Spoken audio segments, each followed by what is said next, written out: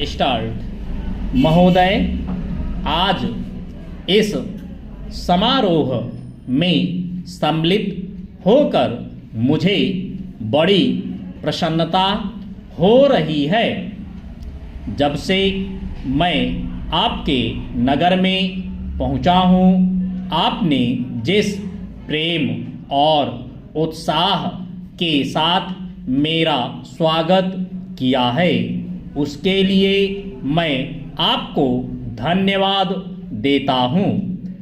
मैं जानता हूं कि यह स्वागत किसी व्यक्ति विशेष के लिए नहीं, बल्कि यह देश के प्रति आपके प्रेम का प्रमाण है।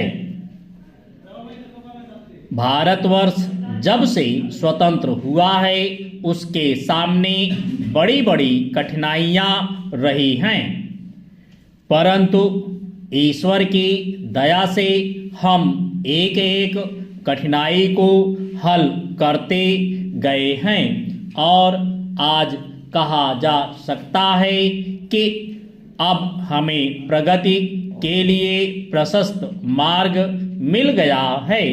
यदि हम चाहें और देश के लिए आपस में मिलजुल कर साहस तथा उत्साह के साथ काम करें, तो संसार में ऐसी कोई चीज नहीं जो इस देश के लिए दुर्लभ हो। इसलिए एक ऐसे दिन का मनाना जिस दिन देश की उन्नति के लिए एक बहुत बड़ा कदम उठाया गया था, स्वाभाविक ही है। अंग्रेजों के साथ जिस समय स्वराज्य के लिए समझौता हुआ, उस समय उन्होंने और सब चीज़ों के साथ साथ एक काम और किया, जिसका परिणाम कुछ भयंकर हो सकता था।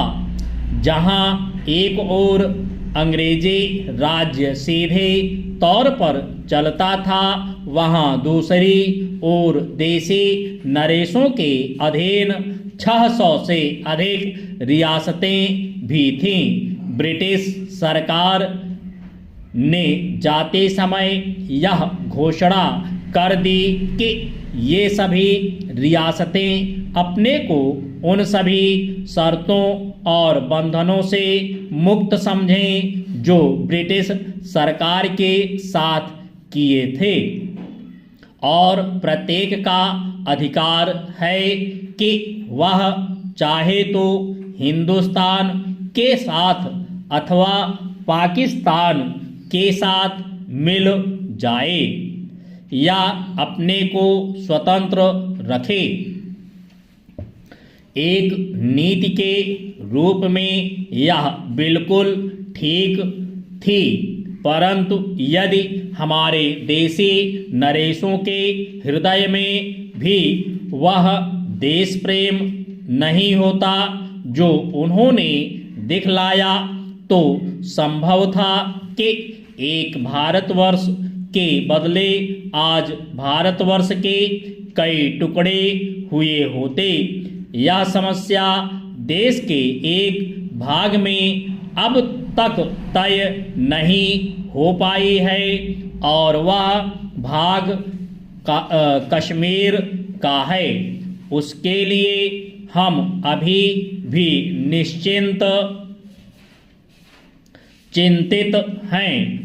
देसी नरेशों के देश प्रेम, उनकी दूरदर्शिता और समय को पहचान कर उसके अनुसार अपने को ढाल लेने की उनकी शक्ति के फलस्वरूप ही भारत के दो टुकड़े हो जाने पर भी विशाल भारतवर्ष आज रह गया है।